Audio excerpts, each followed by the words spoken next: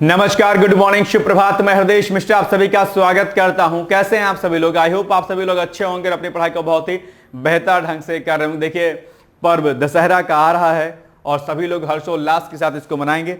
असत्य पर सत्य की बीज का प्रतीक दशहरा का पर्व निश्चित तौर पर हमारे भीतर एक नई ऊर्जा, नई उमंग भरने का कार्य करता है। और जिस प्रकार से यह त्योहार असत्य पर सत्य का प्रतीक माना जाता है, ठीक उसी प्रकार से हर विद्यार्थी को अपने भीतर, आपके अपने भीतर जो भी बुराइयां होती हैं, जो आलस्य होता है, प्रमाद होता है, जो चीजें खराब होती हैं आपके भविष्य के लिए, उन चीजों को हराते हुए, इन चीजों को खत्म करते हुए अपने मन पर नियंत्रण करने का प्रयास जरूर करना चाहिए। और यही प्रण, यही व्रत दरअसल आपको इस नवरात्र के पर्व में लेना है, दशहरे के पर्व पर लेना है कि मेरे भीतर जो कुछ भी कमियां हैं, मेरे भीतर जो कुछ भी गलत चीजें हैं, मुझे इस दशहरे में, इस नवरात्र में उसे खत्म करना है। और असल में एक विद्यार्थी के जीवन के लिए नवरात्रि का दरअसल जो मतलब होता है, जो अर्थ होता है, वो यही होता है कि हम ईश्वर से कामना करें, हम ईश्वर से कामना करें कि हम अपने भविष्य में एक बेहतर कार्य करेंगे और अपनी सफलता के लिए जी तोड़ मेहनत करेंगे। हर उस कमी, हर उस बुराई को दूर करने का प्रयास करेंगे जो हमारे जीवन में आगे बढ़ने के लिए बाधक के रूप में कार्य करती हैं।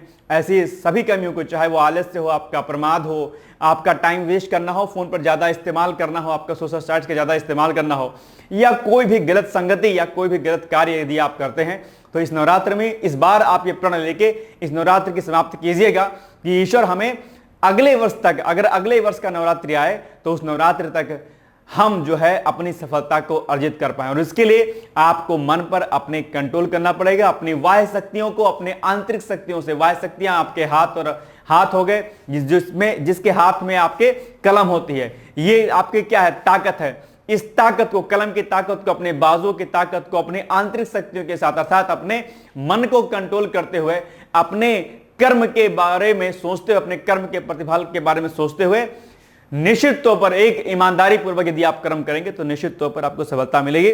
यही प्रण, यही व्रत आपको लेना। और मेरी बहुत सारी शुभकामनाएं हैं सभी अभ्यर्थियों के लिए जो जीतोड़ मेहनत कर रहे हैं, जिनका किसी कारण से अभी आरओ में नहीं हो पाया, किन्हीं कारणों से किसी एग्जाम में नहीं हो पाया था, वो सभी अभ्यर्थी इस बार प्रण लें और जीतोड़ मेहनत करें। और हर रात सोने से पहले अपने मन में एक अडिग विश्वास जरूर बनाएं कि हमें अगली सुबह जो है एक सकारात्मक ऊर्जा के साथ में और पूरी ईमानदारी पूर्वक हमें मेहनत करनी है।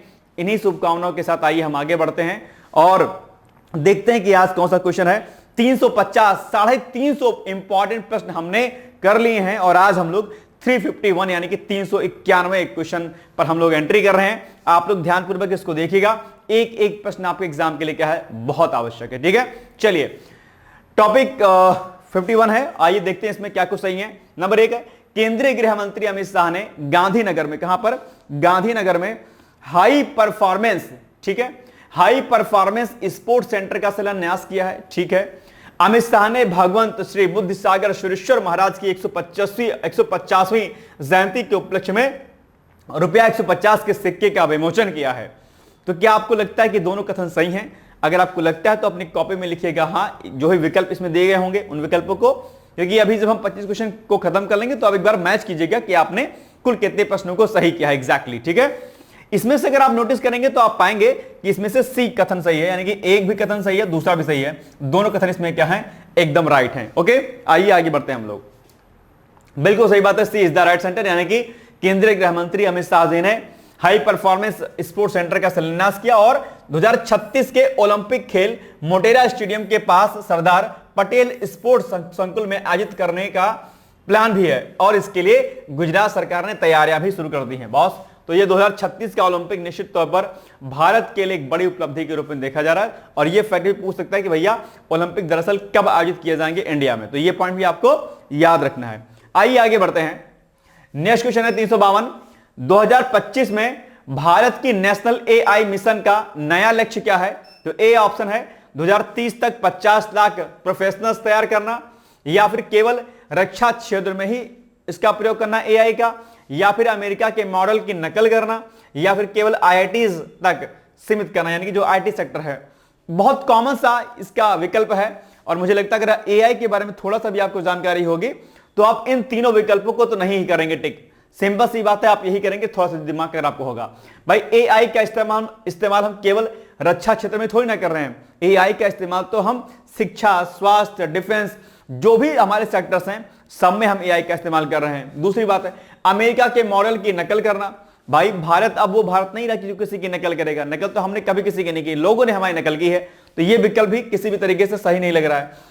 और केवल आईटी सेक्टर में, यानी केवल आईटी सेक्टर में इसका प्रयोग करेंगे ऐसा भी नहीं है। आईटी सेक्टर जो है, आईटी सेक्टर के अलावा, आईटी के अलावा बहुत सारे फील्ड में हम इसका प्रयोग कर रहे हैं। तो ऐसे में यह विकल्प भी नहीं होगा, अल्टीमेटली ए ऑप्शन आपका सही हो जाएगा। तो ए विकल्प होना चाहिए सही मेरे अकॉर्डिंग। आपके क्या कुछ और विकल्प आपने लगाए हैं तो आप बता सकते हैं। ठीक है, बिल्कुल सही बात है। आइए अब इसके बारे में 2-4 पॉइंट जरा हम पढ़ लेते हैं। इंडिया एआई जो मिशन है क्या है। तो पीयूष गोयल जी जो आपके केंद्रीय मंत्री हैं, इन्होंने ही एआई इकोसिस्टम को तैयार करने के लिए दरअसल 10,000 से अधिक जो है जीपीयू यानी कि ग्राफिक्स प्रोसेसिंग यूनिट वाले सुपर कंप्यूटिंग क्षमता को बढ़ाएगा। ये इन्होंने अभी प्लान बनाया है। और इंडिया एआई मिशन के अंतर्गत जो है एआई सुपर कंप्यूटर इंफ्रास्ट्रक्चर से स्टार्टअप, एजुकेशन, रिसर्च और इंडस्ट्री को जरूरी सपोर्ट भी दिया जाएगा।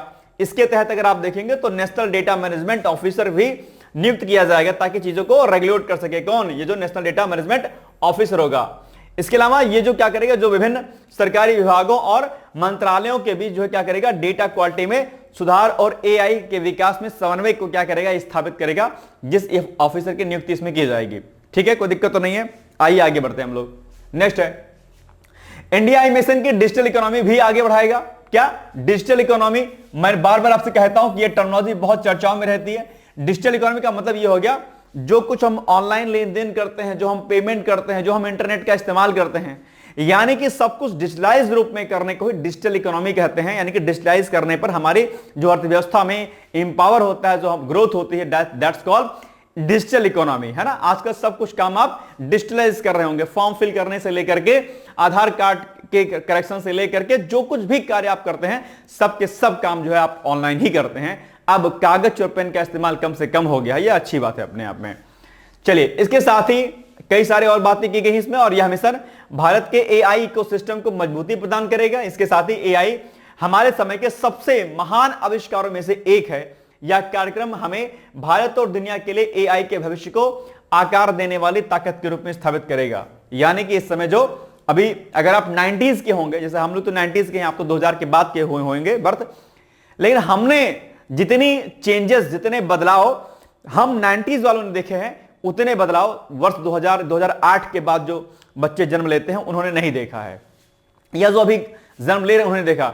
हमने जो है छोटे से सिक्के से चलने से लेकर के, बैलगाड़ी से लेकर के, हल से जुताई से लेकर के, खप्पर और छप्पर के घर से लेकर के, ठीक है, न जाने कितने बदलाव हमने छोटे से, और जो है जो चोंगा वाला जो फोन होता है ना, वो बेसिक वाला फोन जिसको उठा के से बात करते हैं, वहां से लेकर के पीसीओ से लेकर के आजकल तो पीसीओ किसी को पता ही नहीं होगा बच्चों को पीसीओ क्या होता है ना। घंटों हम लोग पीसीओ में बात करते थे पहले, मतलब हम क्या बात करते थे, लोग रिलेशन बात करने के लिए। तो वो बदलते दौर में जो कुछ कंप्यूटर, डेस्कटॉप से लेकर के किस किस प्रकार से लैपटॉप, टैबलेट और जो जो नई नई चीजें आ रही, फिर एआई, चैट जीपीटी जैसा प्रावधान, ये बड़े बदलाव हमारी पीढ़ी ने यानी कि 90s के लोगों को देखा ना। आगे शायद ही मुश्किल होगा, लेकिन इन सभी रिसर्चों में अगर आप देखेंगे सबसे तेज क्रांति अगर किसी की रही तो मोबाइल फोन की रही है, और अपने आप पे दूसरा एआई रहा है अपने आप पे। तो ये दो बड़ी क्रांतियां इस जो है फेज में हमने देखी हैं। ठीक है, नेक्स्ट है माधव टाइगर रिजर्व। भाई साहब चर्चाओं में रहा है और ये इंपॉर्टेंट भी हो जाता है आपके एग्जाम के लिए। तो माधव टाइगर रिजर्व के संदर्भ में निम्नलिखित कथनों में से कौन सा कथन क्या है, सही नहीं है बॉस, यानी कि रॉन्ग कथन के बारे में पूछा है आपसे। हाल ही में मध्य प्रदेश के माधव टाइगर रिजर्व का उद्घाटन मुख्यमंत्री मोहन यादव ने किया। मुख्यमंत्री मोहन यादव कौन है भाई साहब? ये जो है एमपी के सीएम है अपने आप में। उसके पहले सीएम कौन थे? मामा जी थे। मामा जी कौन? शिवराज सिंह चौहान। और शिवराज सिंह चौहान क्या है इस समय? कृषि मंत्री हैं। ठीक है, चलिए, यह मध्य प्रदेश का 11वां टाइगर रिजर्व है। कौन? ये जो आपका माधव टाइगर रिजर्व है। क्या आपको लगता है कि ये टाइगर रिजर्व 11वां है? मुझे तो नहीं लगता है। आई थिंक ये शायद 9 नंबर का टाइगर रिजर्व है, नॉट 11वां। ठीक है, तो क्या पूछा है कौन सा सही नहीं है? तो ये नहीं सही है। तो आप विकल्प में आप देखेंगे तो केवल 2 कहां पर लिखा है, तो आप पाएंगे कि केवल बी वाले ऑप्शन में लिखा हुआ है। दैट मींस कि B is the right answer. कोई दिक्कत तो यहां तक नहीं हो रही है आपको? समझ में आ रहा है ना भाई साहब? वीडियो शेयर कर दीजिएगा ताकि लोग रिवीजन इसका कर ले प्लीज, ये हमारी आपसे रिक्वेस्ट है। शेयर करने का मुझे कोई पैसा नहीं देगी सरकार, आप लोग विद्यार्थियों को कोई फायदा होगा। तो आपसे रिक्वेस्ट है कि अपने अपने स्टेटस पर इस वीडियो को और शाम की वीडियो को लगा दिया करिए। इतना छोटा सा काम गुरु दक्षिणा के रूप में आप कर दीजिएगा। कुछ लोग कहते हैं कि टीचर्स क्यों बोलते हैं कि सर मेरा वीडियो लाइक कर दीजिए, शेयर कर दीजिए। मनोबल मिलता है, आत्म जो है, जो एक शक्ति होती है मजबूत होती है कि हाँ लोगों तक जा रहा है वीडियो, लोग देख रहे हैं इसे, तो अपनी पढ़ाने से उनको और ज्यादा मोटिवेशन मिलता है। और कुछ मिलता होता है नहीं, पैसा नहीं मिलता मुझे इसका, ठीक है जितना पढ़ाते हैं बस उतना ही मिलता है, इसके अलावा कुछ नहीं मिलता है। चलिए, और इतना भी नहीं मिलता है कि एकदम करोड़पति हो जा रहे हैं, लेकिन आपका प्यार, आपका सम्मान चीजों को और आगे बढ़ाता है ना। चलिए, बी वाला ऑप्शन सही हो जाएगा। यानी कि अभी हाल ही में मध्य प्रदेश के माधव टाइगर रिजर्व का जो है उद्घाटन मुख्यमंत्री मोहन यादव ने किया। और आपकी परीक्षा में यह प्रश्न भी पूछ लेगा कि ये जो माधव टाइगर रिजर्व दरअसल है ये कहां पर अवस्थित है, क्योंकि कई बार क्या होता है नेशनल पार्क टाइगर रिजर्व की अवस्थिति के बारे में यानी कि उसके लोकेशन के बारे में प्रश्न पूछता है, ठीक है, तो याद रखिएगा। दूसरा, कई बार क्या होता है कि जो महत्वपूर्ण नेशनल पार्क आदि होते हैं उसमें से जो नदी बह के गुजरती है ना, उस नदी का नाम भी कई बार पूछ लिया जाता है। तो जो भी महत्वपूर्ण नेशनल पार्क आदि रहते हैं या जो चर्चाओं में रहते हैं तो उसके बारे में डिटेल्स जानकारी आपको होनी चाहिए। उसकी स्थापना वर्ष, वो उसमें कौन कौन से जीव जंतु फेमस होते हैं, उसमें कौन सी नदी होकर गुजरती है, ये सारे फैक्ट आपको आने चाहिए और तभी तैयारी आपकी मजबूत हो जाएगी। अब पीडीएफ पढ़ पढ़ के अगर निकलेंगे ना बॉस तो कुछ नहीं होगा। आप लोग पीडीएफ के पीछे बहुत पड़े रहते हैं, ये गलत बात है। पीडीएफ के चक्कर में रहिएगा ना बॉस, हो नहीं पाएगा सॉल्यूशन। मैं बहुत ईमानदारी पूर्वक इस बात को मैं आपको दोहरा रहा हूं। जब तक आप रेफरेंस बुक और चीजों को अच्छे से नहीं पढ़ेंगे या कोई सारगर्भित नोट्स नहीं पढ़ेंगे तब तक सॉल्यूशन नहीं होगा। पीडीएफ करते रहिएगा तो जिंदगी ऐसे ही चली जाएगी, आपकी जीवन हो जाएगा गुलगप्पा, ठीक है ना, बस हो जाएगा काम खत्म। चलिए, इतनी डांट सुनने के बाद भी आप नहीं सुधरेंगे तो मामला बिगड़ जाएगा बॉस, ठीक है। चलिए, तो ये हुआ है। इसके अलावा उन्होंने माधव जी ने यानी कि सीएम माधव यादव ने टाइगर रिजर्व की 13 किलोमीटर लंबी पत्थर की सेफ्टी वॉल का भी उद्घाटन किया है ताकि सुरक्षा हो सके उस पर्टिकुलर टाइगर रिजर्व की। यह मध्य प्रदेश का 11वां नहीं बल्कि क्या है 9 नंबर का टाइगर रिजर्व है और यह पॉइंट आपके लिए क्या है सबसे ज्यादा इंपॉर्टेंट है बॉस। माधव राष्ट्रीय उद्यान देश का क्या है 98वां, ये देश का क्या है 58वां और मध्य प्रदेश का 9वां टाइगर रिजर्व है। यह सबसे इंपॉर्टेंट पॉइंट यह भी आपके लिए हो जाता है, इसमें भी कंफ्यूजन नहीं रहिएगा, ठीक। और बाकी इसके एरिया के बारे में लिखा है कि कितना इसका एरिया है, ये वाला पॉइंट लास्ट। चलिए, एक छोटा सा एडवर्टाइजमेंट आपके लिए है। अगर आपका टारगेट 2026 का आरओ का एग्जाम है तो उसके लिए आप हमारे प्री प्लस मेंस बैच में एडमिशन ले सकते हैं और उस बैच का नाम क्या है अभ्युदय बैच है, ठीक है। ये क्या है, ये प्री इसमें और प्लस इसमें मेंस आपको दोनों कराया जाएगा बॉस, ठीक है। और करंट अफेयर्स मंथली मैगजीन भी इसमें कराया जाएगा आपको, ठीक है। इसके अलावा जो भी महत्वपूर्ण आर्टिकल्स होते हैं अलग अलग न्यूज़पेपर्स और मैगजीन पर बेस्ड वो आर्टिकल भी आपको कराए जाएंगे। इसके अलावा अगर आप नोटिस करेंगे तो यहां पर आपको जो है जो आपका आंसर राइटिंग प्रैक्टिस है और बाकी जो कुछ भी होता है एवरीथिंग पीवाईक्यूज आदि टेस्ट सीरीज सब कुछ आपको कराया जाएगा बहुत ही सारगर्भित तरीके से और बहुत ही बेस्ट टीचर के माध्यम से। नए जो हमारे लेक्चर्स वो रिकॉर्ड हो रहे हैं, अगर आप 21 और 23 बैच के रहे होंगे तो आप जानते होंगे इससे अलग लेक्चर्स, अब नए और फ्रेश लेक्चर्स आपके रिकॉर्ड हो रहे हैं, तो आप आराम से इसको ज्वाइन कर सकते हैं, ठीक है। और इसके लिए आप दिए गए नंबरों पर आप अभ्युदय या आरओ 2026 लिख करके आप व्हाट्सएप या कॉल पर हमारी सूचना ले सकते हैं इस कोर्स के बारे में, ठीक। चलिए, नेक्स्ट क्वेश्चन आया, हाल ही में भारत ने किस देश को हरा करके आईसीसी चैंपियंस ट्रॉफी 2025 पर जीत हासिल कर ली है?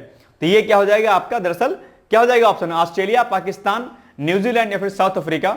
तो अगर आप नोटिस करेंगे तो ये न्यूजीलैंड हो जाएगा आपका, संभवतः सी होगा ना, यही होगा, ठीक है, बिल्कुल सही बात है, सी इज द राइट आंसर। यानी कि भारत ने दुबई इंटरनेशनल स्टेडियम, कहां पर, दुबई इंटरनेशनल स्टेडियम में खेले गए फाइनल में न्यूजीलैंड को दरअसल 4 विकेट से हरा करके तीसरी बार, ये पॉइंट याद रखिए, कितनी बार, तीसरी बार दरअसल आईसीसी चैंपियंस ट्रॉफी खिताब अपने नाम कर लिया है, ठीक। दूसरा, भारत ने न्यूजीलैंड को 4 विकेट से मात देकर तीसरी बार, अच्छा दूसरी 2 पॉइंट बार हो गया, चलो कोई बात नहीं। इस खिताबी जीत के साथ भारत ने 2002, सुनिए ध्यान से, इस खिताबी जीत के साथ भारत ने 2002 और 2013 के बाद तीसरी बार आईसीसी चैंपियंस ट्रॉफी 2025 अपने नाम किया है। तो ये पॉइंट भी क्या हो जाता है आपके लिए, बड़ा महत्वपूर्ण हो जाता है। और इसको भी अभी हाल ही में जो है क्या हुआ, परसों भारत ने पाकिस्तान को हरा दिया मैच में, ठीक है। तो हालांकि दुनिया मैच देखती है, भारत के लोग तो पाकिस्तान और इंडिया के मैच को बहुत देखते हैं, लेकिन एक बात ध्यान रखिएगा, मैच में या क्रिकेट में इतना जो है कहते हैं ना कि एक शब्द आता है ना, मगरूर हो जाना, कि अपने लाइफ की चीजों को भूल जाना, ये मत कीजिएगा। क्रिकेट देखिए, लेकिन जो कुछ कार्य करना रहता है आपको पढ़ाई लिखाई का, वो जरूर क्या करिएगा, ठीक है। इतनी मगरूरियत भी सही नहीं होती है। कुछ लोग 24 घंटा टीवी के आगे बैठ जाते हैं, ये नहीं करना। World audio visual and entertainment summit WAVES का पहला एडिशन का आयोजन कब हुआ? ये शायद प्रश्न आपके एग्जाम में पूछा भी गया था आई थिंक, और ये अभी आगे भी पूछाने के इसके चांस हैं, क्योंकि पहली बार हो रहा है अपने आप पे, ध्यान रखिएगा। आपको बताना है कि इसमें से कौन सा आंसर जो है आपका क्या है, सही है बॉस, ठीक है। तो 1 मई से 4 मई तक हुआ, या फिर 5 मई से 6 मई तक हुआ, या फिर 5 मार्च से 10 मार्च के मध्य में हुआ, या फिर 1 मार्च से 4 मार्च के मध्य में हुआ, आप बताइएगा। मुझे लगता है कि इसका जो ऑप्शन हो जाएगा ए हो जाएगा। ये 1 मई से लेकर के शायद 4 मई तक इसका आयोजन किया गया था वेब्स का, बिल्कुल सही बात है। यानी कि world audio visual and entertainment summit, जिसको हम लोग वेब्स के नाम से भी जानते हैं इन शॉर्ट फॉर्म। आपके एग्जाम में वेब्स भी आ सकता है, ठीक है।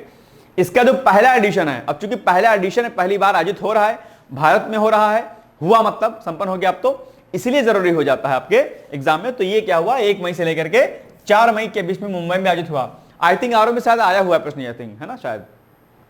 इसके अलावा जो इसमें क्या होगा कि इसमें ये जो world audio visual and entertainment summit है वेब्स, भारतीय क्रिएटर्स और टेक्नोलॉजिस्ट को ग्लोबल इंडस्ट्री के लीडर से जोड़ने के लिए एक प्रमुख मंच के रूप में इसने कार्य किया है। वेब्स आगामी नहीं होगा तो हो चुका है, इसको हटा दीजिएगा। वेब्स भारतीय टैलेंट को दिखाने के लिए मीडिया और एंटरटेनमेंट इंडस्ट्री के पेशेवरों को क्या करेगा, एक साथ लेके आएगा। तो यह भी बड़ी बात है अपने आप में। दूसरा आप प्रश्न आपके सामने आ गया है, अगर आप इसको पढ़ पाए और इसका आंसर दे पाए तो प्लीज देने का प्रयास जरूर कीजिएगा कि इसका एग्जैक्टली आंसर क्या हो जाएगा। क्वेश्चन क्या है, सरकार के मिशन केसर के तहत 2021 से सिक्किम, अरुणाचल प्रदेश और मेघालय में केसर की खेती को बढ़ावा दिया जा रहा है, ठीक है, वो एक बात। दूसरा, north east centre for technology application and reach को संस्थान विज्ञान और प्रौद्योगिकी विभाग के तहत 2014 में स्थापित किया गया था। आपको बताना है कि कूट के साथ सही उत्तर का चयन कीजिए। अब आप बताइए कौन सा इसमें कथन सही है। अच्छा, केसर के बारे में तो डेफिनेटली आप लोगों ने सुना होगा, दूध में केसर मिला के पिया जाता है। कई बार आप दुकान पे जाते होंगे तो आपको केसर देते होंगे, ये केसर इसमें मिला हुआ, दूध केसर मिला मुक्त दूध है, या केसर मिली हुई मिठाई है, ऐसा आपसे लोग कहते होंगे, आपको बहुत सस्ते दामों पे देते होंगे। ध्यान रखिए, केसर बहुत महंगा होता है। इत्तू सा भी केसर लेंगे ना भाई साहब, 1000 रुपए ज्यादा मिलेगा, बहुत कॉस्टली होता है केसर। जम्मू कश्मीर के क्षेत्र में खासकर पाया जाता है ये। और केसर बहुत गुणों से, क्या बहुत औषधीय गुणों से युक्त होता है। केसर हो गया आपका, शिलाजीत हो गया आपका, ये सब ऐसे मेडिसिन हैं अपने आप में कि जो इंसान को बहुत मजबूत करने का प्रयास करते हैं। ध्यान रखिएगा, शिलाजीत जो कैप्सूल्स होते हैं कई बार उसको नेगेटिव पॉइंट्स में ले जाते हैं, एक ही चीज के लिए उसका इस्तेमाल सोचते हैं। शिलाजीत कोई भी महिला पुरुष ले सकता है, और खासकर जिनको मेंस्ट्रुअल साइकिल्स में प्रॉब्लम होती है वो लोग भी ले सकते हैं इसको, लेकिन डॉक्टर से पूछने के बाद लीजिएगा, है ना। अगर आप बहुत वीक हैं, कमजोर हैं, अगर स्टेमिना आपको चाहिए, बॉडी फिट चाहिए आपको, तो शिलाजीत का कैप्सूल बहुत अच्छा होता है। डाबर का, पतंजलि का, सबका आता है, ठीक है, ध्यान रखिएगा इसको। तो कई बार इसको लोग यौन शक्तिवर्धक के रूप में शिलाजीत को जानते हैं। सिर्फ ऐसा ही नहीं होता है बॉस, ये आपके अंदर एनर्जी को एनहांस करता है। जैसे लोग रेविटॉल लेते हैं ना, तो रेविटॉल इट्स वेरी हार्मफुल कैप्सूल, मेरे अकॉर्डिंग नहीं लेना चाहिए, बहुत सस्ते दाम पर आती है, बिकती बड़ी महंगे दामों पर है। तो रेविटॉल की जगह पर आप जो है शिलाजीत ले सकते हैं, शिलाजीत का कैप्सूल, ठीक है, ज्यादा बेटर ऑप्शन रहेगा आपके सामने। शिलाजीत आई थिंक टॉनिक भी आता है और कैप्सूल्स भी और मेडिसिन फॉर्म में भी आता है, ठीक है। चलिए, तो इसमें से अगर आप देखेंगे तो दोनों कथन क्या हो जाएगा, सही हो जाएगा। चलिए, बिल्कुल सही बात है, 1 और 2। ये सब क्या है ना, फार्मा कंपनियों ने ऐसा ऐसा उलझा दिया है हमें कि जो दवाइयां हमें लेनी चाहिए हम वो नहीं लेते हैं, हम कुछ और ही लेते हैं बॉस। तो शिलाजीत को तो एक ही जगह पर फिट कर दिया कि ये इसी के लिए खाई जाती है। तो हमने क्या ऑप्शन चूज कर लिया कि वीकनेस है तो हम रेविटॉल खाएंगे बॉस, जो कि इतनी महंगी मिलती है। अरे रेविटॉल छोड़ दीजिए बॉस, शिलाजीत खाइए, है ना, नहीं तो दिमाग कदई हो जाएगा आपके। चलिए, सी इज द राइट आंसर। वो जो, क्योंकि आयुर्वेद में शिलाजीत आयुर्वेदिक दवा आती है ना, तो कंपनियों की चाल है कि भैया इसको तो मत खाओ, तुम यही वाला खाओ, रेविटॉल खाओ, है ना। और आप लोग भी पढ़े लिखे डबल मूर्ख टाइप के हैं। जितना आसान इंडियंस को मूर्ख बनाना है, उतना आसान मूर्ख बनाना किसी को नहीं है। आरओ का पानी पिला पिला करके आपके घुटने में पेन करवा दे रहे हैं कंपनियां, है ना। अमेरिका में बैन है, यहाँ पे आरओ का पानी पीते हैं आप लोग। समझाने लगोगे तो कहोगे नहीं नहीं नहीं ऐसा नहीं ऐसा, है ना। पढ़े लिखे लोग जो कि क्या बताया जाए इसके लिए। सरकार के मिशन केसर के तहत 2021 से सिक्किम, अरुणाचल प्रदेश और मेघालय में केसर की खेती को बढ़ावा दिया जा रहा है। आरओ का जो पानी पीते हैं ना बहुत हार्मफुल होता है बॉस, ध्यान रखिएगा। गर्म पानी पीजिए, ज्यादा अच्छा रहेगा गुनगुना करके। वर्तमान में अरुणाचल प्रदेश के मेंचुका और सिक्किम के युगसोम में बड़े पैमाने पर केसर की खेती हो रही है। जल्द ही इसे नागालैंड, मणिपुर तक फैलाने की योजना है और यह क्षेत्र जम्मू कश्मीर के पंपोर के बाद भारत का दूसरा सबसे बड़ा केसर उत्पादक क्षेत्र के रूप में जाना जाता है। तो यह पॉइंट भी याद रखना है आपको, ठीक है। यहां भी खेती होती ठीक ठाक इसकी। सरकार इस योजना के तहत बंजर भूमि का उपयोग करके, जो अनप्रोडक्टिव जो लैंड है उसका प्रयोग करके कृषि क्षेत्र का विस्तार कर रही है, जिससे मौजूदा फसलों को कोई नुकसान नहीं होगा। आप जानते होंगे कि काफी बड़े स्तर तक जो है क्या हुआ है कि जो हमारा जो लैंड एरिया क्या बंजर है, अनप्रोडक्टिव है, फर्टिलिटी रेट क्या उसकी 0 है। अगर हमने उसको क्या किया, हाई फर्टिलिटी रेट में अगर उसको कन्वर्ट कर दिया, प्रोडक्टिव बना दिया, तो हमारा जो फूड सिक्योरिटी वाला जो मामला है वो मजबूत हो जाएगा अपने आप पे। इसलिए सरकार इस पर काम करी व्यापक स्तर पर, ध्यान रखिएगा। चलिए आगे बढ़ते हैं हम लोग और देखते हैं नेक्स्ट क्वेश्चन क्या है आपके लिए। अच्छा, अभी तो इसकी व्याख्या है। और इस महत्वाकांक्षी योजना को आगे बढ़ाने के लिए शिलांग में north east centre for technology application and reach के अस्थायी परिसर की आधारशिला भी रखी गई है। अब यही पॉइंट भी आपसे एग्जाम में पूछ सकता है कि इसकी जो ये आपका ये है सेंटर है, इसकी आधारशिला कहां पर रखी गई है। आप कहेंगे बॉस शिलांग में रखी गई। ध्यान रखिएगा, ये जो संस्थान है विज्ञान और प्रौद्योगिकी विभाग, जिसको हम लोग डीएसटी के नाम से भी जानते हैं, ठीक है, इसके तहत 2014 में स्थापित किया गया था। और इसमें ये जो सेंटर है इसमें कई महत्वपूर्ण परियोजनाओं पर काम कर रहा है, जिनमें पूर्वोत्तर में आप देखेंगे तो केसर की खेती है, जम्मू कश्मीर में लेवेंडर की खेती को बढ़ावा मिला, स्वामित्व योजना के तहत ड्रोन तकनीक से जमीन की मैपिंग और बांस व शहद उत्पादन में तकनीकी सुधार आदि भी जो है क्या है शामिल है। बांस से एक बात और याद आ गई कि जीवन में जो है क्या कहते हैं, बांस के जैसे बांस से हमें बहुत कुछ सीखने की आवश्यकता है। बांस को जब आप पेड़ को लगाएंगे तो बहुत लंबे समय तक क्या होगा, उसकी वृद्धि नहीं होती है, बांस नहीं बढ़ता है तेजी से, बहुत स्लो ग्रोथ करता है। लेकिन जब वो ग्रोथ करता है तो एकदम तेजी के साथ ग्रोथ करता है।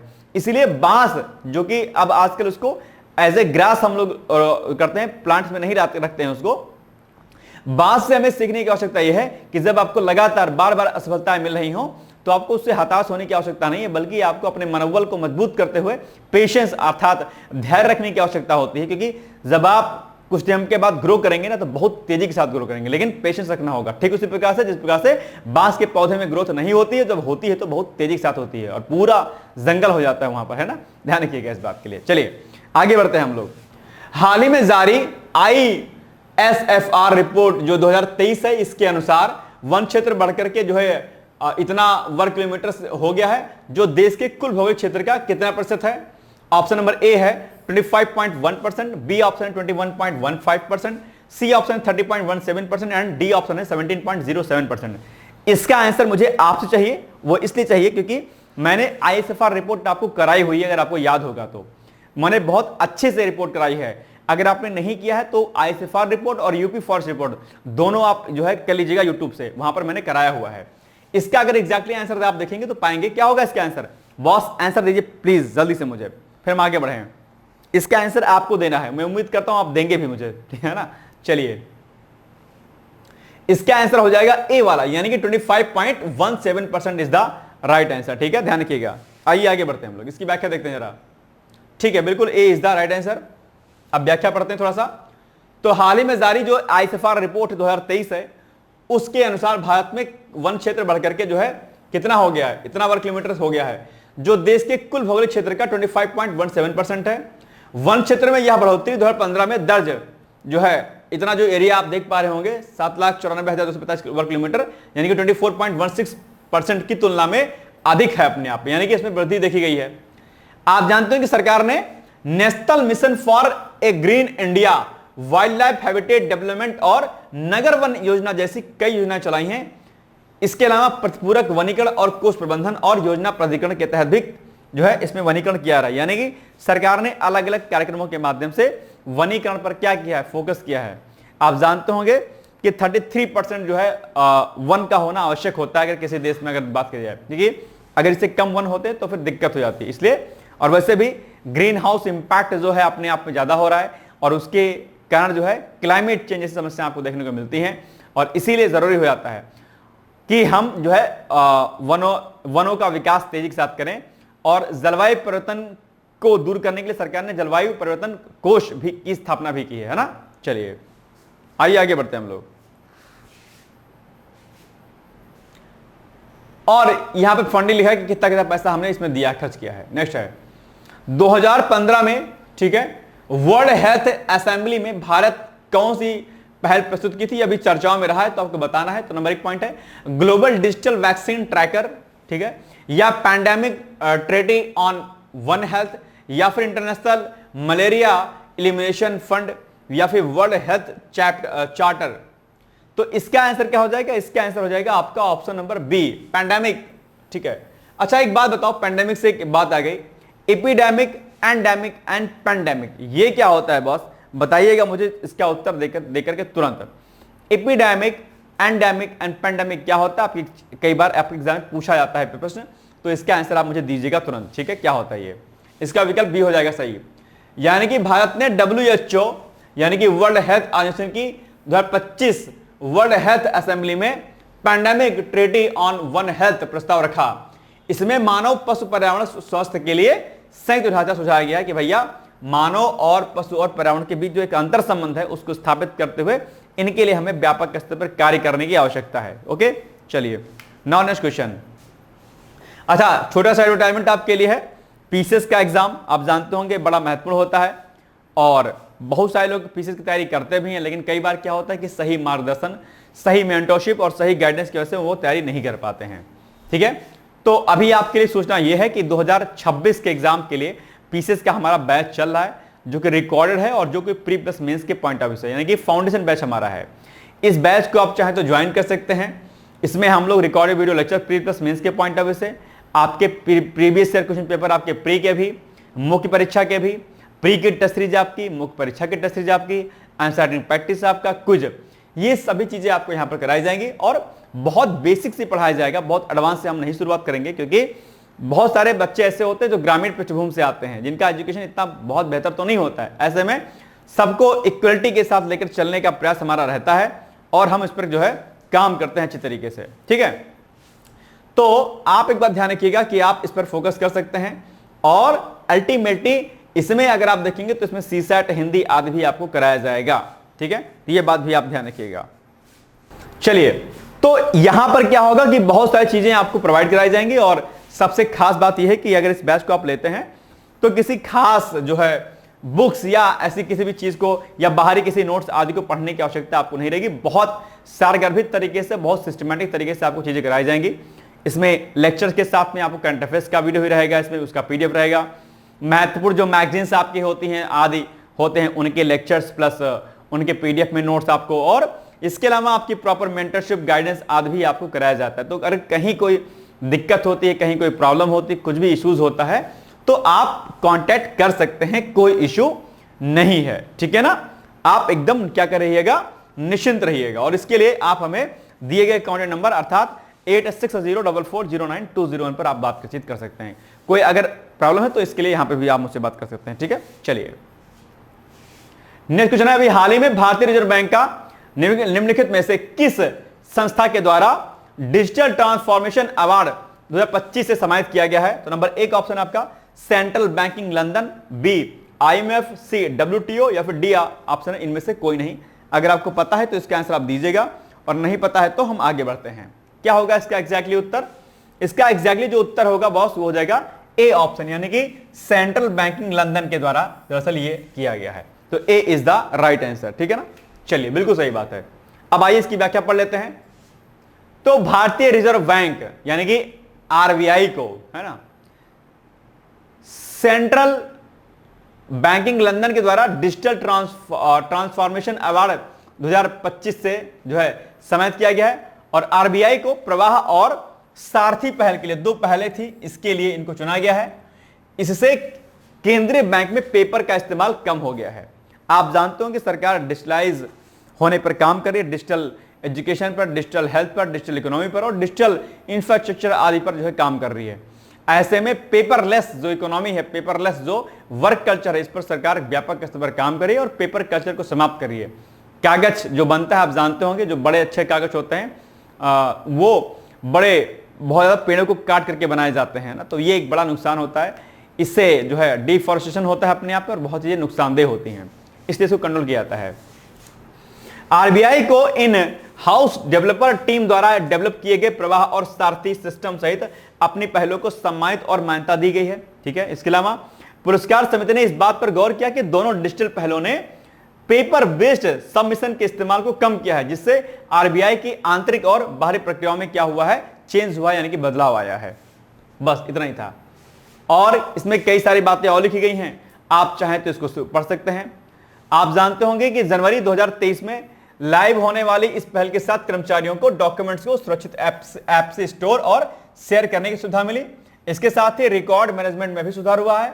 डिजिटल ट्रांसफॉर्मेशन का दूसरा चरण जो है मई 2025 में प्रवाह के रूप में शुरू किया गया, जिसने एक्सटर्नल यूजर्स के लिए आरबीआई को विनियामक आवेदन प्रस्तुत करने के लिए एक डिजिटल माध्यम बनाया और प्रवाह पोर्टल के जरिए सबमिट और प्रोसेस्ड डॉक्यूमेंट्स को फिर सारथी डेटाबेस में प्लग किया गया जाता है, जहां उन्हें सेंट्रलाइज्ड साइबर सिक्योरिटी सिस्टम और डिजिटल ट्रैकिंग के साथ आरबीआई के ऑफिस में डिजिटल रूप में संभाला जा सकता है।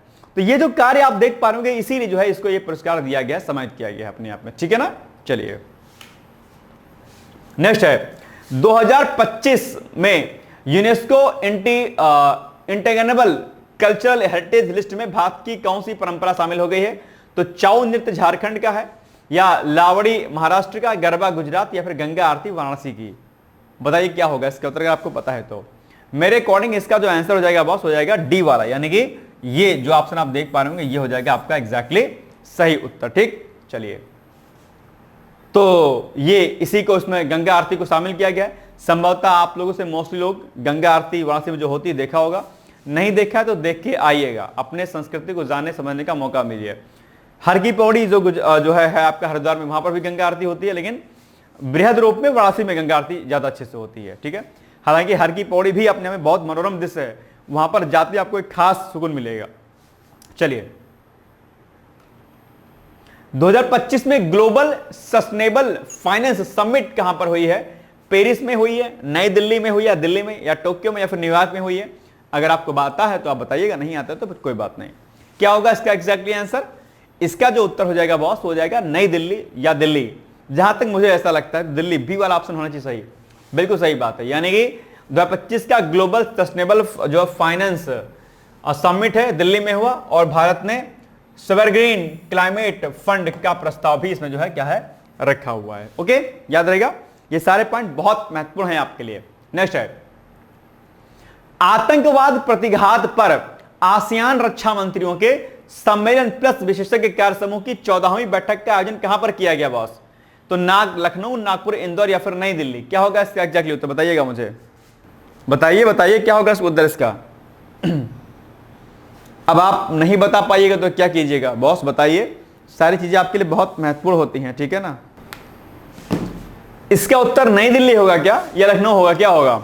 आई थिंक नई दिल्ली होना चाहिए था, बिल्कुल, D is the right answer. ठीक है, ये हो जाएगा आपका राइट आंसर। चलिए, आतंकवाद प्रतिघात पर आसियान रक्षा मंत्रियों के सम्मेलन प्लस विशेषज्ञ कार्य समूह की 14वीं जो बैठक है वो 19 से लेकर के 20 मार्च तक नई दिल्ली में आयोजित की गई है, 19 to 20 मार्च के मिड में। ओके, एक बात। दूसरा, भारत और मलेशिया इस बैठक की अध्यक्षता की है। तो अब ये पॉइंट भी आपके लिए क्या हो जाएगा, इंपॉर्टेंट हो जाएगा, इसको भी क्या करना है आपको याद रख लेना है, बहुत इंपॉर्टेंट पॉइंट यह भी है आपके लिए।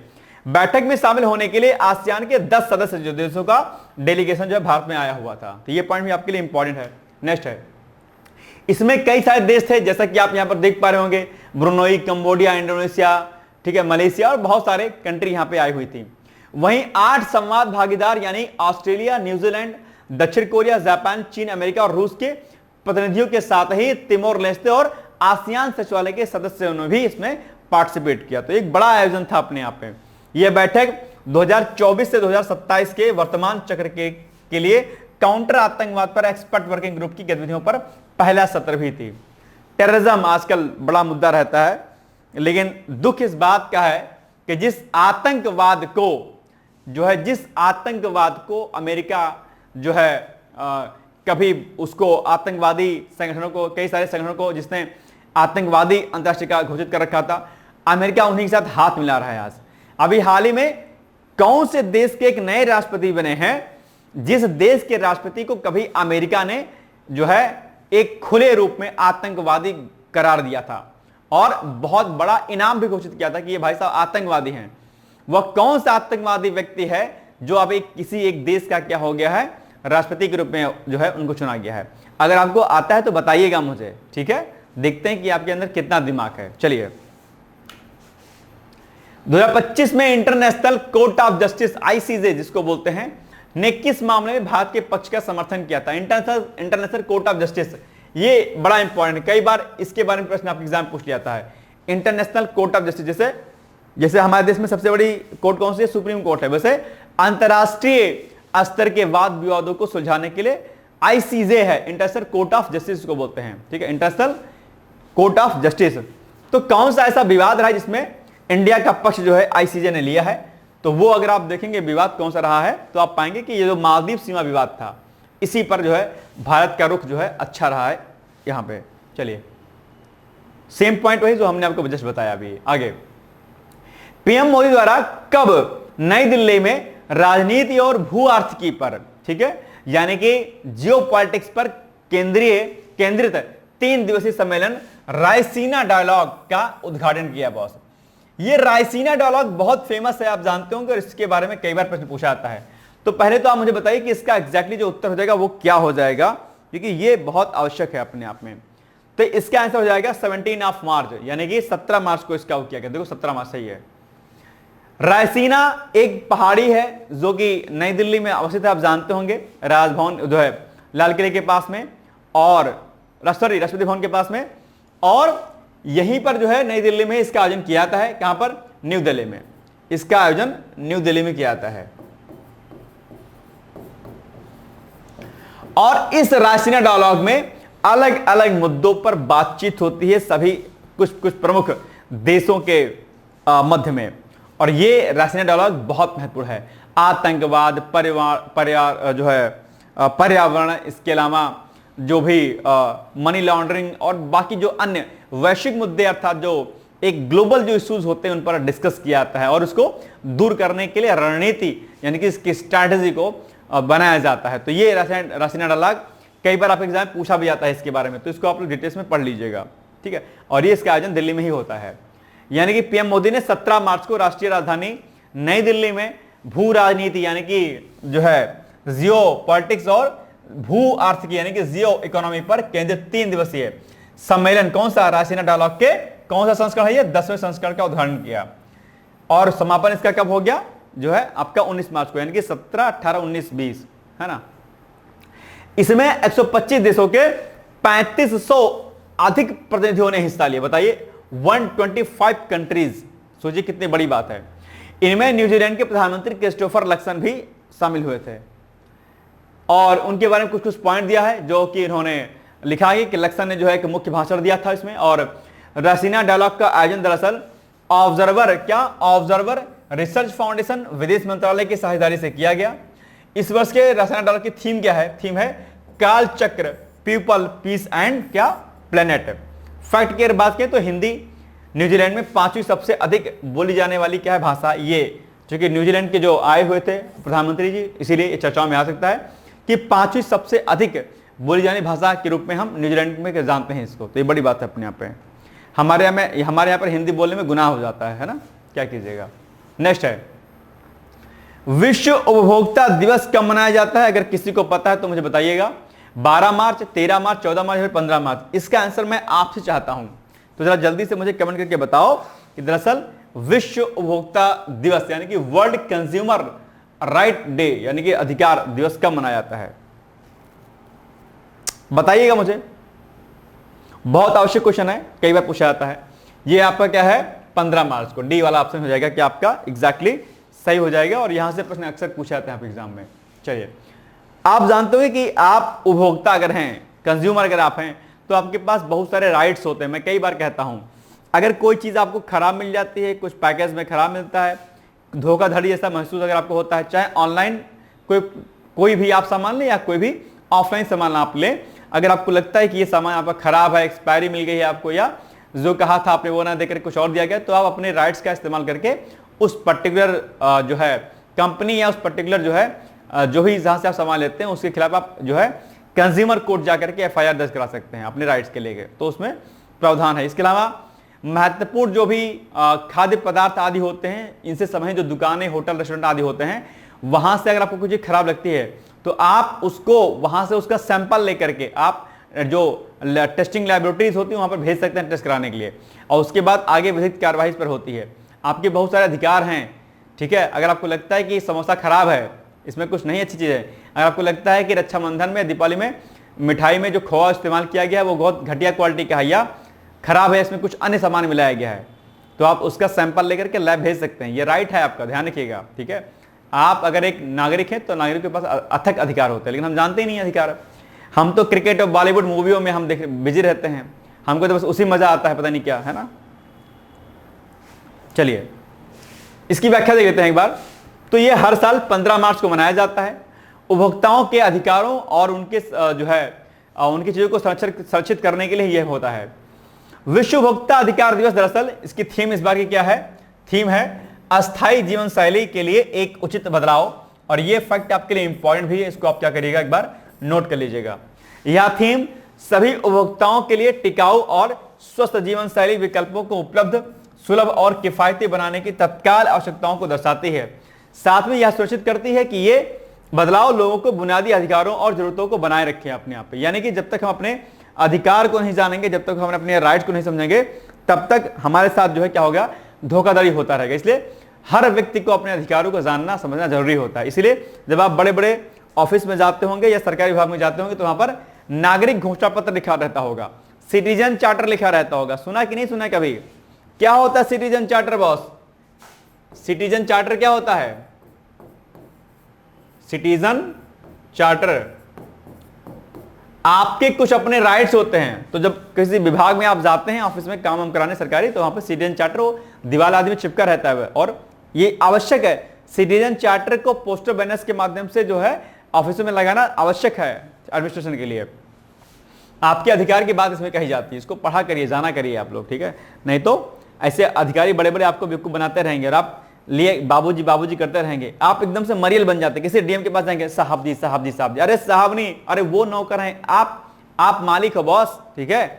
तो ये ना सोचिए कि अरे अब कोई नॉर्मल होमगार्ड भी आपके आ जाएगा, साहब जी साहब जी साहब जी करने लगेंगे। अरे भाई साहब, ठीक है, वो क्या है, सिविल सर्वेंट हैं, ठीक है, सरकारी नौकर के रूप में जाने जाते हैं। हालांकि आप उसको इतना दयनीय भी मत समझ लीजिएगा, ठीक है। मेहनत से आप बनते हैं, ऑफिसर होते हैं, लेकिन आप डरते बहुत हैं। एडमिनिस्ट्रेटिव ऑफिसर से आप डरते बहुत हैं। डरना नहीं चाहिए, अपने अधिकारों को जानिए, और नहीं ये जानिएगा अधिकार तो आपको दबाया जाएगा हमेशा, ठीक है। आप पर झूठे आरोप लगाए जाएंगे, झूठी जो है एफआईआर हो जाएगी आपके ऊपर। ये सब ध्यान रखा करिए आप लोग, है ना। अपने राइट्स के प्रति जागरूक होना सीखिए। चलिए 2025 में भारत का कौन सा bank global top 50 banks by market cap में शामिल हो गया है बॉस? बताइएगा मुझे क्या होगा इसका एग्जैक्टली उत्तर। अगर आपको पता है तो मुझे बताने का कष्ट जरूर कीजिएगा। तो एचडीएफसी बैंक है या एसबीआई है या फिर आईसीसीआई बैंक है या फिर एक्सिस बैंक है? क्या होगा इसका एग्जैक्ट उत्तर? तो मेरे अकॉर्डिंग एचडीएफसी होना चाहिए इसका उत्तर, ठीक है। HDFC is the right answer, ठीक है। तो 2025 में एचडीएफसी बैंक पहली बार ग्लोबल टॉप 50 बैंक में शामिल हो गया है, ठीक है। एसबीआई 60वें, आईसीसीआई 17वें और एक्सिस बैंक जो है 100 से बाहर रहे हैं अपने आप में।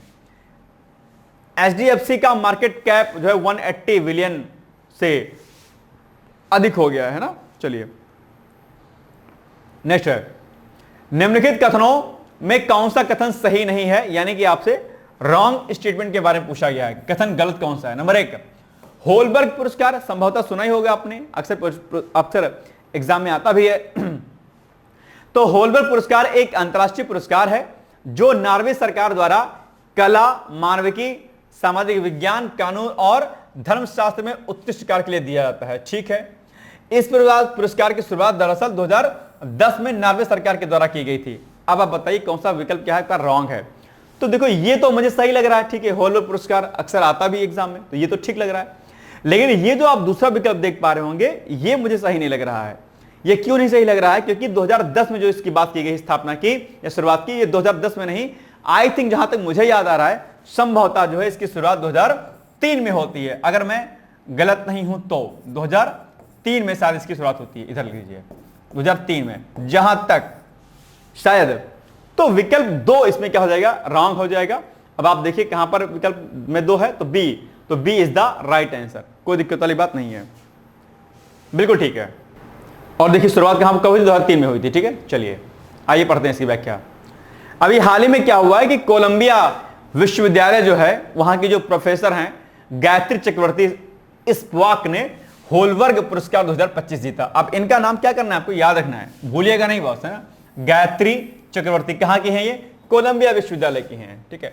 उन्हें यह पुरस्कार किसमें दिया गया है, साहित्य सिद्धांत और दर्शन शास्त्र में उनके बेहतरीन कार्यों हेतु दिया गया है। इस पुरस्कार के तहत जो है 5,40,000 की राशि इनको प्रदान की गई है। यह पुरस्कार मानविकीय, समाज, कानून और धर्म से जुड़े शोध के लिए दिया जाता है। अगर इस फील्ड में अगर आपके रिसर्च है, शोध है अच्छा खासा, तो इसको ये पुरस्कार दिया जाए। कौन सा पुरस्कार, होलबर्ग पुरस्कार। अब ये जो जिनको ये पुरस्कार दिया गया उनके बारे में हम लोग थोड़ा सा जानकारी देख लेते हैं। तो गायत्री चक्रवर्ती जो है उनका जन्म 1942 में कोलकाता में हुआ था और उनकी प्रारंभिक शिक्षा जो है कोलकाता विश्वविद्यालय से हुई थी, ठीक है।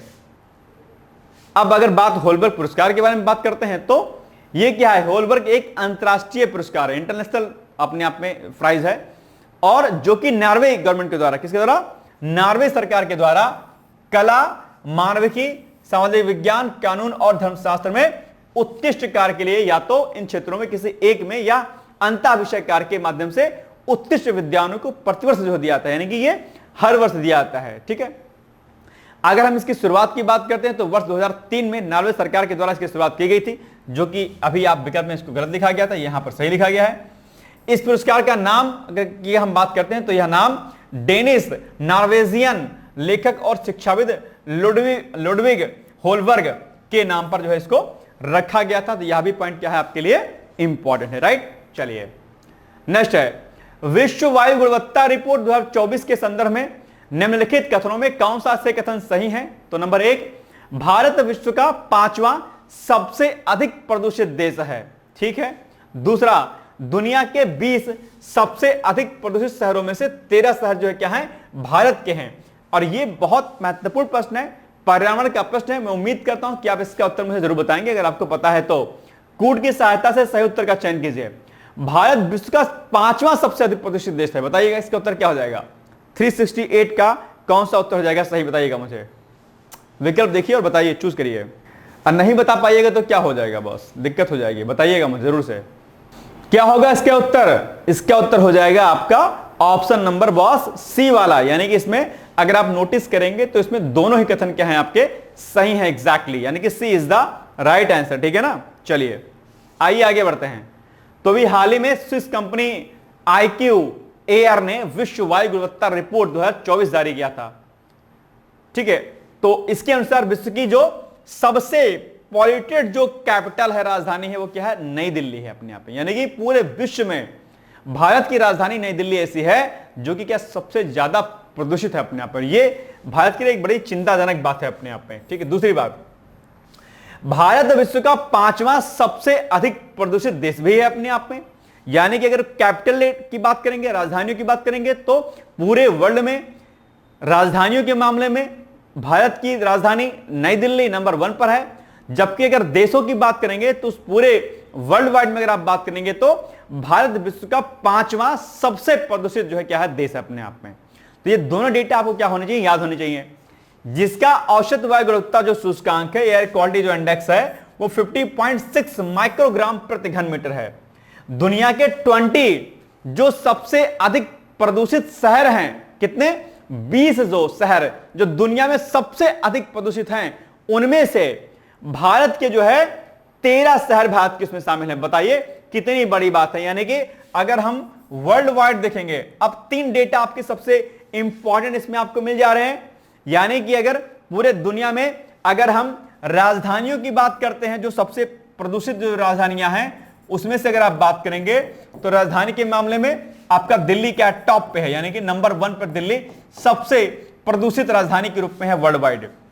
इसके अलावा अगर आप बात करेंगे किसकी, दूसरे की, कि भारत का जो स्थान है वर्ल्ड वाइड प्रदूषण के मामले में कौन से स्थान पर आता है, तो ये 5वें स्थान पर आता है। यह भी चिंताजनक बात है अपने आप में। और अगर बात करते हैं वर्ल्ड वाइड पूरे शहरों की, तो पूरे वर्ल्ड वाइड में 20 सबसे प्रदूषित जो है क्या शहर हैं, 20 मोस्ट पॉल्यूटेड जो सिटी हैं आपके, वो कौन से हैं बॉस, वो आपके वर्ल्ड वाइड हैं। और इस 20 में से अगर आप देखेंगे तो जो 13 सिटी हैं आपके, 13 सिटी वो क्या है, कहां की हैं, आपके इंडिया यानी कि आपके भारत की हैं। ये एक बहुत चिंताजनक बात है। हालांकि मुझे इस डेटा पे ट्रस्ट हो नहीं रहा है एक्चुअली में, देखा जाए तो अब तो इस समय तो भारत नवीकरणीय ऊर्जा स्रोतों के साथ साथ में ग्लोबल वार्मिंग को कंट्रोल करने के लिए, क्लाइमेट चेंज को कंट्रोल करने के लिए न जाने कितने प्रयास कर रही है। तो मुझे तो नहीं लगता है, लेकिन वही है ना कि पश्चिम देशों की जो चाल होती है वो इतनी तेज होती है कि भारत को बदनाम करने के लिए ये चीजें करती हैं। हालांकि नो डाउट कि पॉल्यूशन है हमारे यहां पर, इसमें कोई शक नहीं है, लेकिन इतने बड़े स्तर का है कि दुनिया के 20 में से 13 के 13 शहर आपके भारत के हैं। नंबर 1 राजधानी नई दिल्ली आपकी पॉल्यूटेड है। ठीक है, भारत 5वां सबसे पॉल्यूटेड कंट्री है। मुझे नहीं लगता कि ऐसा है, लेकिन ठीक है, आप चूंकि डेटा है तो याद तो करना ही है आपको, कोई दिक्कत नहीं है। क्या कर सकते हैं आप। चलिए, भारत का जो ये बर्नी हॉट असम में जो है 2024 में सबसे प्रदूषित महानगरों में से भी रहा है अपने आप में। ठीक है, और ओशिनिया विश्व का सबसे स्वच्छ क्षेत्र है। ठीक है, तो सर्च कीजिएगा ओशिनिया के बारे में, कहां पर है ये। चलिए नेक्स्ट क्वेश्चन है, 2025 में नेशनल लॉजिस्टिक पॉलिसी 2.0 का लक्ष्य क्या रखा गया है। तो नंबर 1 पॉइंट है कि लॉजिस्टिक लागत को जीडीपी के 8% तक लाना है, या रेलवे माल ढुलाई को दोगुना करना है, या फिर केवल सड़क परिवहन पर ध्यान देना है, या फिर आयात करों को क्या करना है, खत्म करना है। क्या इसका उत्तर होगा। अगर आप इसको एग्जैक्टली देखेंगे, ध्यान देंगे, तो जो ऑप्शन नंबर ए है आपका, यानी कि लॉजिस्टिक लागत को जीडीपी के 8% तक लाना, ये क्या है, मेन इसका मुद्दा है। तो ए इज द राइट आंसर, बिल्कुल सही बात है। ठीक है, यानी कि नेशनल लॉजिस्टिक पॉलिसी 2.0 के तहत यह लक्ष्य रखा गया है कि 2030 तक लॉजिस्टिक लागत जीडीपी के 8% तक लाई जाए। ठीक है, बाकी विकल्प आपके क्या है, असंगत है। नीति में यूनिफाइड लॉजिस्टिक इंटरफेस प्लेटफॉर्म और ग्रीन ट्रांसपोर्ट पर भी जोर दिया गया है। इसके तहत ये अलग एक फर्क दिया गया अलग से इसमें। चलिए, अस्त्र मिसाइल, क्या अस्त्र मिसाइल को किसके द्वारा विकसित किया गया है। बड़ा अच्छा सा प्रश्न है ये आपके सामने। तो इसरो के द्वारा, डीआरडीओ के द्वारा, नासा के द्वारा, या फिर इनमें से कोई नहीं। तो आई थिंक इसका उत्तर क्या हो जाएगा, डीआरडीओ हो जाएगा। क्या, डीआरडीओ, बी वाला विकल्प हो जाएगा सही। अच्छा, इसके अलावा इसरो की स्थापना, ठीक है, और इसके अध्यक्ष कौन है, ठीक है, वर्तमान में। और इसके अलावा इसका जो मुख्यालय है प्लस इसका मुख्यालय, हेडक्वार्टर कहां पर है। ठीक उसी प्रकार से नासा के बारे में भी सेम यही कंटेंट आपको बताना है, डीआरडीओ के बारे में बताना है आपको। यानी 3 के तीनों पर प्रश्न आपके एग्जाम में पूछे जाते हैं, इसलिए इन तीनों के बारे में जो फैक्चुअल डेटा है वो आप रेडी कर लीजिएगा। ठीक है, चलिए, तो B is the right answer. बाकी ये air to air missile system है, अपने आप में आप जानते होंगे, क्योंकि क्या है, अस्त्र है जो हवा से हवा में मार करता है। अस्त्र और शस्त्र सुने हैं ना, ठीक है, ध्यान रखिएगा। तो हाल ही में एरोनॉटिक्स डेवलपमेंट एजेंसी ने अस्त्र मिसाइल का सफलतापूर्वक परीक्षण किया है, और जो है ये नाम भी आपको याद रखना है, बनाया किसके द्वारा गया है, डीआरडीओ के द्वारा विकसित इसको किया गया। एयर टू एयर यानी कि हवा से हवा में मार करने वाली मिसाइल है अपने आप में। अस्त्र एक क्या है, बियॉन्ड विजुअल रेंज, वर्की हवा से हवा में मार करने वाली मिसाइल प्रणाली है, जिसे लड़ाकू विमानों पर स्थापित करने के लिए बनाया गया है। ओके, इसकी रेंज की अगर हम बात करते हैं तो इसकी रेंज क्या है, 80 से लेकर के 110 किलोमीटर तक की इसकी रेंज है। यहां से मारेंगे तो लगभग हमारे घर तक पहुंच जाएगा, होम टाउन तक। चलिए, 2025 में भारत ने किस राज्य में first ocean thermal energy plant की स्थापना की है। तो तमिलनाडु है, या आंध्र प्रदेश है, या लक्षद्वीप है, या फिर उड़ीसा है। बताइएगा इसका उत्तर एग्जैक्टली क्या हो जाएगा बॉस। चलिए, आई थिंक लक्षद्वीप होना चाहिए संभवतः, देखते हैं। बिल्कुल सही बात है, यानी कि भारत का पहला ग्रीन थर्मल एनर्जी प्लांट जिसमें लक्षद्वीप में स्थापित किया गया है। ठीक, चलिए नेक्स्ट है, सोलर रूफटॉप इंटरनेशनल में शीर्ष प्रदर्शन करने वाले राज्य में प्रथम स्थान पर कौन सा राज्य रहा है। और यह भी पॉइंट आपके लिए क्या हो जाता है, महत्वपूर्ण हो जाता है, क्योंकि ये एक बड़ी उपलब्धि है इन राज्यों में। तो ऑप्शन नंबर ए है केरल, बी गुजरात, सी उत्तर प्रदेश, या फिर डी महाराष्ट्र हो जाएगा। क्या हो जाएगा इसका एग्जैक्टली उत्तर, मेरे अकॉर्डिंग इसका जो उत्तर हो जाएगा वो हो जाएगा आपका गुजरात, यानी कि option number B is the right answer. ठीक है, बी होगा। चलिए, आप जानते होंगे पीएम सूर्य घर मुफ्त बिजली योजना की शुरुआत 2024 में की गई थी। उसके तहत जो है नवीकरणीय ऊर्जा स्रोतों पर, खासकर सौर ऊर्जा पर फोकस बहुत तेजी से किया जा रहा है। और यह जो है दुनिया की सबसे बड़ी घरेलू रूफटॉप ऊर्जा पहल है। कौन सी? प्रधानमंत्री सूर्य मुफ्त बिजली हर घर योजना। ठीक है, दमन और दीव, इसके साथ ही चंडीगढ़ ने अपने सरकारी भवनों पर सोलर पैनल लगाने का 100% का लक्ष्य पूरा कर लिया है।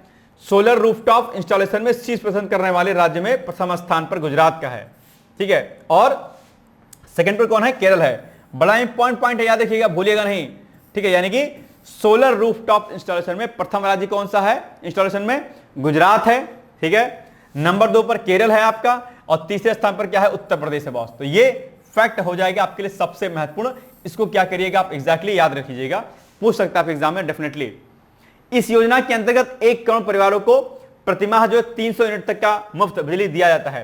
यह फैक्ट भी इंपॉर्टेंट है, इसको भी फैक्ट के रूप में कई बार पूछा था, कोड के रूप में, तो इसको भी याद रखिएगा।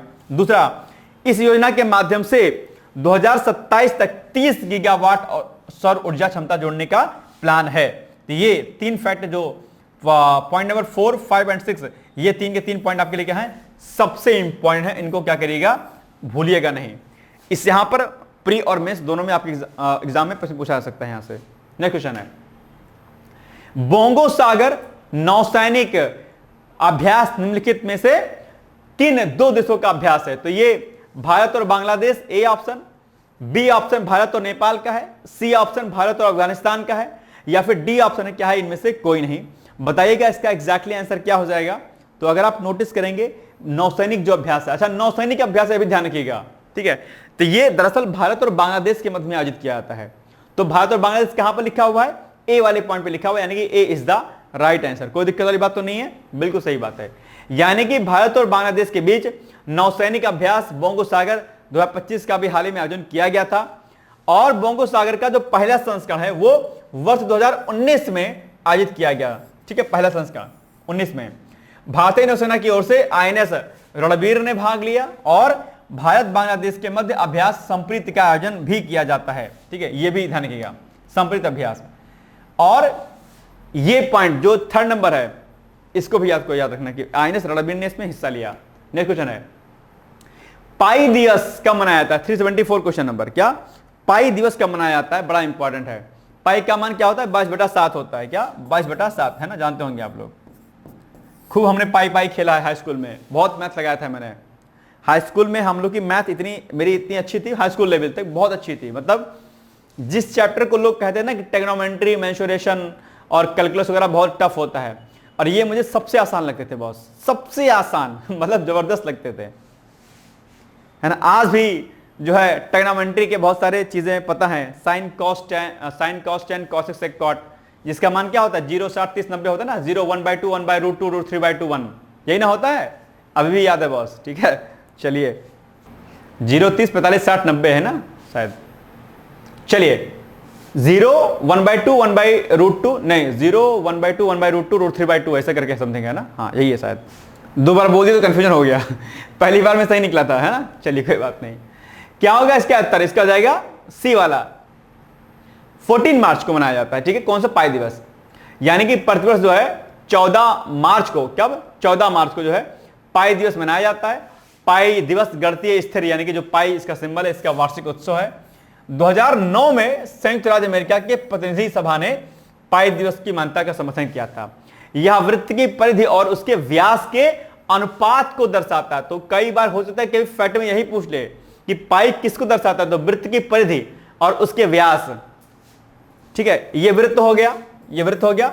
अब वृत्त की परिधि क्या होती है जानते होंगे, ये क्या परिधि अपने आप में, ये क्या हो गई अपने आप में, यहां से इस बिंदु को मिलाने में देखा क्या हो गई, इसको क्या बोलते हैं? त्रिज्या बोलते हैं। और इसी लाइन को अगर यहां से यहां तक मिला देंगे तो क्या बोलेंगे? इसको व्यास बोलेंगे। ये पूरी लाइन क्या है अपने आप में? व्यास है। और ये यहां से यहां तक क्या है? त्रिज्या है। और ये क्या है? आपकी परिधि है। पता ही होगा, डेफिनेटली आप जानते होंगे इसको, है ना। चलिए, रायसीना डायलॉग के संदर्भ में, ये क्वेश्चन रिपीट है लेकिन अलग तरीके से पूछ लिया गया यहां पर। रायसीना डायलॉग के संदर्भ में कौन सा कथन सही है? नंबर 1, यह वार्षिक सम्मेलन है जिसका उद्देश्य वैश्विक स्तर पर चुनौतीपूर्ण मुद्दों का समाधान करना है, चुनौतीपूर्ण जो भी है। प्रधानमंत्री नरेंद्र मोदी ने 17 मार्च को राष्ट्रीय राजधानी नई दिल्ली में भू राजनीति और भू आर्थिकी पर केंद्रित 3 दिवसीय सम्मेलन रासीना डायलॉग के 10वें संस्करण का उद्घाटन किया है। बिल्कुल सही बात है, इसमें दोनों कथन मुझे सही लग रहे हैं, यानी कि option number C is the right answer. दोनों कथन हो जाएंगे आपके राइट। ठीक है, तो ये हो गया आपके 370 क्वेश्चन। ठीक है, व्याख्या सेम वही है जो मैंने आपको बताया था। ठीक है, कि पीएम मोदी ने ही 17 मार्च को इसमें पार्टिसिपेट किया है, बहुत सारे देशों ने इसमें भाग लिया। 125 देशों के 3500 प्रतिनिधियों ने भाग लिया, और ये थीम मैंने आपको पहले बताई था, तो ये हो गया थीम इसकी। चलिए, वार्षिक सम्मेलन है जो कि प्रतिवर्ष इसको मनाया जाता है। इसका आयोजन हमेशा जो है दिल्ली में किया जाता है, और म्यूनिख सुरक्षा सम्मेलन भी इसी तरह का एक सम्मेलन है जो जर्मनी के म्यूनिख में प्रतिवर्ष आयोजित किया जाता है। जिस प्रकार से रासीना डायलॉग होता है अपने आप में, उसी प्रकार से म्यूनिख सुरक्षा सम्मेलन भी होता है जिसका आयोजन जर्मनी के म्यूनिख में प्रतिवर्ष किया जाता है। ठीक है, चलिए अब लास्ट पॉइंट पे आपके आते हैं। अगर आप अभी 2023 का अगर आपने एग्जाम दिया होगा और अगर प्री निकल रहा होगा आपका, ठीक है, रिजल्ट तो आ ही गया है, तो उसके लिए आप हमारे आरओ के जो मेंस का बैच हमारा 2023 का चल रहा है उसको आप ज्वाइन कर सकते हैं। यहां पर क्या कुछ मिलेगा, यहां पर आपको मिलेगा जीएस का जो सेक्शन आपका 120 क्वेश्चन वाला है उसको छोड़ दीजिएगा आप। इसके अलावा कंप्यूटर पत्रलेखन निबंध, इन सभी के टॉपिक वाइज आपको वीडियो लेक्चर्स प्लस इसके नोट्स प्लस जीएस के टेस्ट सीरीज और बाकी हिंदी और एसए का टेस्ट, मतलब फुल लेंथ टेस्ट, और मंडे टू संडे यानी कि सोमवार से लेकर के और रविवार तक लगातार आपको उत्तर लेखन टॉपिक वाइज, इतना कोई नहीं करा रहा। और इसके अलावा करंट अफेयर्स की मैगजीन, उस पर बेस्ड वीडियो, उसका पीडीएफ, इसके अलावा आपको करंट प्लस एसए में कुछ कुछ और चीजें आप इंट्रोड्यूस कर पाए, उसके लिए हम अलग अलग पत्र पत्रिकाओं पर आधारित, समाचार पत्रों पर आधारित जो है आर्टिकल्स भी आपको कराएंगे, और उसके वीडियो लेक्चर्स प्लस नोट्स आपको मिलेंगे। आपकी मेंटरशिप, गाइडेंस प्रॉपर सब कुछ कराया जाएगा। कॉपी चेक होगी, फीडबैक दिया जाएगा, प्रॉपर आपको गाइड किया जाएगा, सब कुछ आपको मिल सकता है। आप इस बैच को ले सकते हो, और बहुत नॉर्मल फीस है आपकी। इससे ज्यादा फीस में लोग केवल आपको पीडीएफ में टेस्ट दे देते हैं बस। हम लोग ना सिर्फ टेस्ट दे रहे हैं बल्कि आपको डेली आंसर एंड प्रैक्टिस भी कराई जाएगी। आपको अलग अलग जो फैकल्टी हमारी उसके द्वारा कॉपी चेक होगी अलग अलग टॉपिक्स का, और प्रॉपर आपको जूम आदि मीटिंग के माध्यम से आपको जो है गाइड किया जाएगा। तो आप आराम से इसको ज्वाइन कर सकते हैं, और इसके लिए आप दिए गए नंबरों पर आप हमसे संपर्क कर सकते हैं। मेंस 2023 लेकर के आप व्हाट्सएप या कॉल हमें कर सकते हैं। ठीक है, ये हो गया आज का हमारा महत्वपूर्ण वीडियो। बाकी मिलेंगे हम लोग कल, तब तक आप लोग पढ़ते रहिए सॉरी, और आगे बढ़ते रहिए, और जिंदगी में हमेशा बेहतर कार्य करते रहिए, ईमानदारी पूर्वक मेहनत कीजिएगा। ठीक है, फिर बाकी ऑल द बेस्ट है। Thank you so much, bye bye, take care. दोस्तों, क्या आप पीसीएस अधिकारी बनना चाहते हैं? यदि हाँ, तो डिकोड एग्जाम लेकर आया है यूपी पीसीएस फाउंडेशन कोर्स 2025। यह एक ऑल इन वन कोर्स है जिसमें प्रीलिम्स मेंस दोनों ही परीक्षाओं के लिए वीडियो लेक्चर, एनसीईआरटी और standard books based bilingual notes उपलब्ध कराया जा रहा है। इस कोर्स में प्री और मेंस के सभी प्रीवियस ईयर क्वेश्चंस पेपर भी वीडियो लेक्चर के माध्यम से कोर्स में सम्मिलित होंगे। साथ ही साथ में कोर्स का कंटेंट गुणवत्तापूर्ण होने के साथ ही साथ एग्जाम ओरिएंटेड है, जिससे कोर्स लेने वाले स्टूडेंट्स को कोई भी बाहरी पुस्तक या नोट्स पढ़ने की आवश्यकता न पड़े। इस कोर्स में प्रीलिम्स और मेंस के टेस्ट सीरीज तथा आंसर राइटिंग प्रोग्राम भी शामिल है, जिसके साथ ही साथ टेलीग्राम ग्रुप में रेगुलर टॉपिक वाइज टेस्ट कराए जाएंगे। इसके साथ ही सीसेट, निबंध तथा सामान्य हिंदी की अतिरिक्त कक्षाएं भी चलाई जाएंगी, तथा हमारे कोर्स से परीक्षा में सफल होकर इंटरव्यू देने वाले विद्यार्थियों को इंटरव्यू की भी तैयारी कराई जाएगी, और अंतिम परिणाम कुछ भी हो, पूरी फीस उन्हें रिवार्ड के स्वरूप जो है वापस कर दी जाएगी, तथा अगले बैच में उन्हें निःशुल्क प्रवेश प्रदान किया जाएगा। उल्लेखनीय है कि डिकोड एग्जाम एक संस्थान के रूप में 5 वर्ष के अपने सफल कार्यकाल में अब तक 55 से अधिक विद्यार्थियों को विभिन्न परीक्षाओं में अंतिम सफलता दिलाने में अपना सफल योगदान दे चुका है।